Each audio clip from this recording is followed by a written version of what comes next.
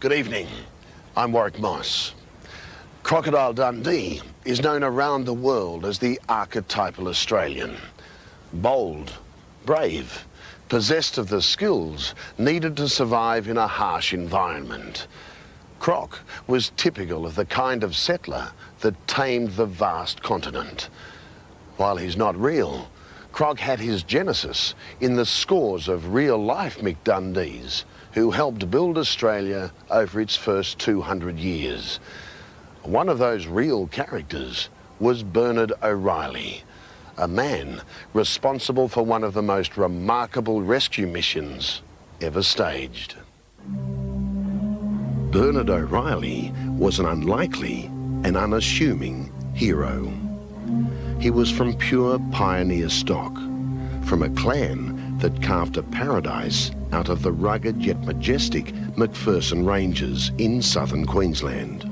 Young Bernard was a bush poet and a philosopher who loved classical music. And as his daughter Relma recalls, his personal niche in paradise was a place called Green Mountain, a place he dreamt could be conserved in all its beauty for future generations. Because he was a man who'd spent most of his time in the bush. He was quite at home in it. And the rainforest was his country. He knew it intimately, and he always knew where he was. He had a sort of built-in compass. You could never lose him. If he'd been to a place, he could always find it again. While Bernard O'Reilly and his family were taming the wild rainforests of southern Queensland, up above, the early aviators of Australia were taming the unpredictable skies. And at the forefront was the Stinson, an American aircraft capable of an incredible 170 miles an hour that had captured the imagination of this vast continent. The Stinson, operated by Airlines of Australia, had opened a whole new world to travellers and a brand new air corridor between two of Australia's major cities, Brisbane and Sydney. It was a very fast plane for its day, and so it caused quite a bit of excitement in the world of flying, I think, at that time. On February the 19th, 1937, the Stinson VHU-HH, the pride of the Airlines of Australia fleet, took off from Archerfield Aerodrome in Brisbane, bound, as usual, for Sydney. On board were a crew of 2 and 5 passengers. The flight was routine, the route up to the pilot. One option was inland, over the McPherson Ranges. The other was straight down the coast. But as there was no radio contact in those days, there was no record of the flight path. As it turned out, the Stinson would never make it to Sydney and would become the focus of one of the great mysteries and one of the great rescues of Australian aviation history. All the aviation authorities were convinced the Stinson had gone down close to Sydney, and they tailored their search accordingly. After all, they had what seemed conclusive proof. 64 reports that it had been sighted near its final destination, one of them from a policeman. I'd heard some plane, but it wasn't the Stinson, but this did confuse the rescue efforts. And the search mainly was carried out around the Hawkesbury area just north of Sydney. They combed that very, very thoroughly. 5 days after the Stinson disappeared, the official search near Sydney was called off. But more than 600 kilometres to the north, deep in the McPherson Ranges, one man decided all was not lost. That man was Bernard O'Reilly. Something had told him the Stinson was somewhere in the ranges, somewhere in 500 square kilometres of impenetrable rainforest. Bernard O'Reilly, the young bush poet, had only 2 things to go on. Neighbours who thought they'd heard the Stinson overhead, and his unerring knowledge of his beloved Green Mountain. So, while the experts down south were giving up, he was drawing up his plan. And 9 days after the Stinson disappeared, Bernard set out in wet, windy, dismal conditions. He had a few meagre rations with him and his horse, called appropriately the Great Unknown. There wasn't any track there after the first 4 miles, so he had to just go blind straight through the scrub. It was raining most of the time and heavy cloud, he couldn't see a thing. He eventually reached a high peak and he just waited patiently until the mist cleared away and he had a view across the ranges. Then he saw one light brown spot. A tiny speck of brown in a vast sea of green.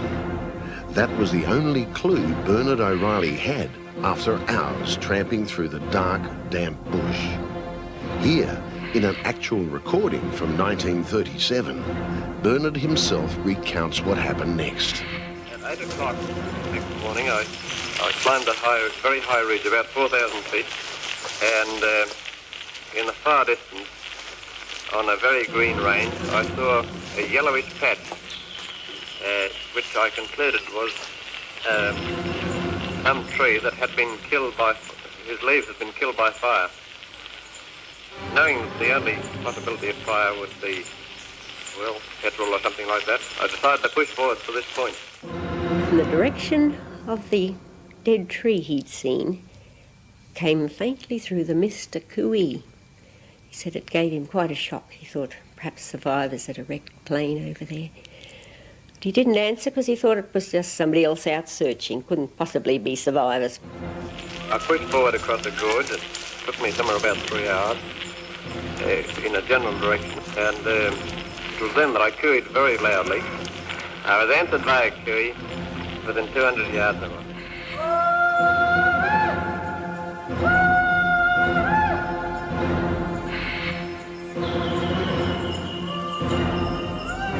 Just a breath away, but in some of Australia's most inaccessible, uncharted bushland. Yet Bernard O'Reilly pressed on. At last I found where a top had been cut off a tree, and immediately afterwards I saw the mass of the wrecked plane lying in front of me. However, I got down to them. They were apparently in a fairly bad way. I mean, you can imagine it yourself. People without food, without any hope for over 10 days. It was a tangled mess, of course. It was incredible that anybody got out of it alive. But 4 others had been killed in it, and the 2 survivors were lying on the steep hillside just below the plane, one with a broken leg, and they looked very near to death. He thought as he looked at them that he'd come too late to save them. The 2 survivors were passengers John Proud and Joseph Binstead. As Bernard O'Reilly gave them tea and what was left of his rations, he learned that a 3rd survivor, James Westray, had set out from the crash site a week before, determined to find help. Proud and Binstead, near death themselves, had seen nothing, heard nothing of him since he departed on his desperate mission of mercy. In the gathering darkness, he went as fast as he could. He just ran straight down the hillside into the gorge below where the creek was. It's then a matter of following the creek down. He knew Westray had gone ahead of him more than a week before, and he kept expecting to find him, and eventually there was Westray. He'd fallen and he'd broken his ankle and a wrist, quite a few ribs, head injuries.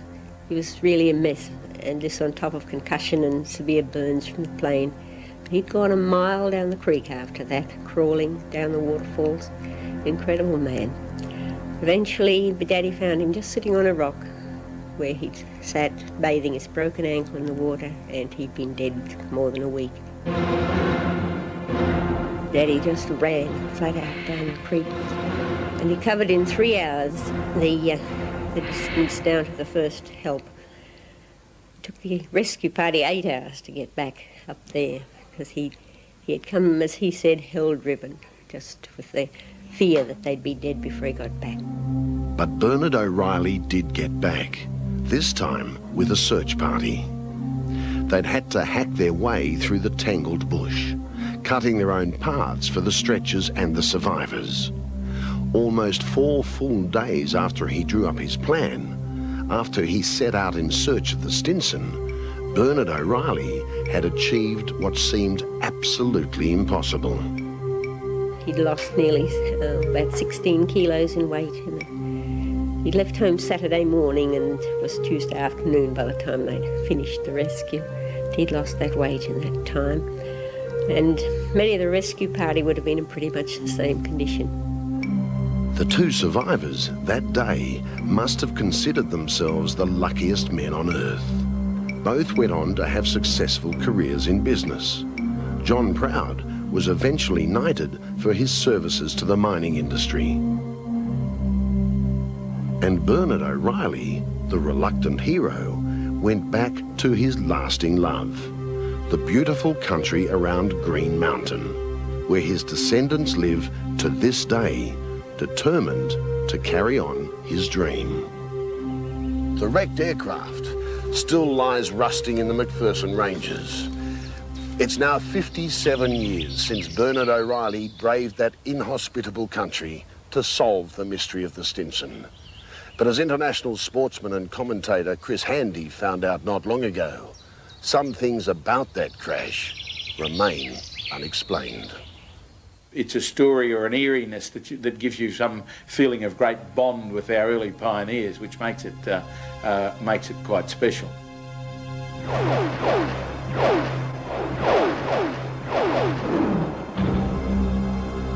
Remarkable achievement in finding the Stinson stunned Australia, but it was not the end of the saga. Almost 60 years on, strange things continue to happen at that crash site, deep in the bush. In the McPherson Ranges of the 1930s, the Stinson Rescue made history. A story that more than 50 years later still excites those with an adventurous streak. There was the injured James Westray's valiant but fruitless trek through the rainforest for help. And of course Bernard O'Reilly's superhuman feat that saved 2 lives. A feat still remembered by his descendants, including great-nephew Shane. I think Bernard has said on a number of occasions too, he wouldn't have been able to find, he doesn't think, without some divine intervention.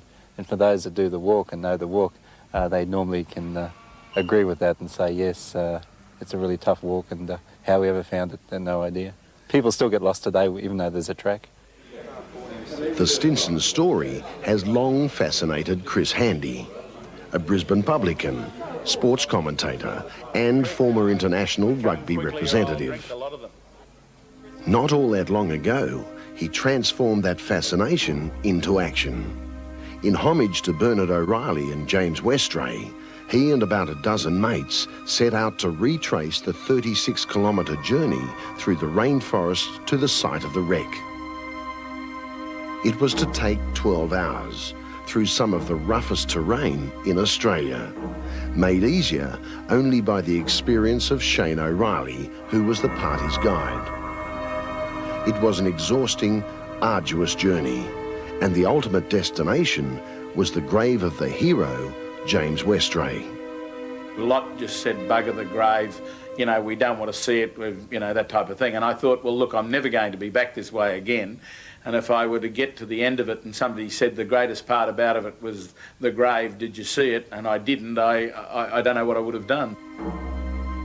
And when we got to Westray's grave, Chris just lay down in the grave, put his head back and said, no disrespect, Mr. Westray, I think you're the bravest man around. He said, but I just got to lie in your grave. I think I'm going to die.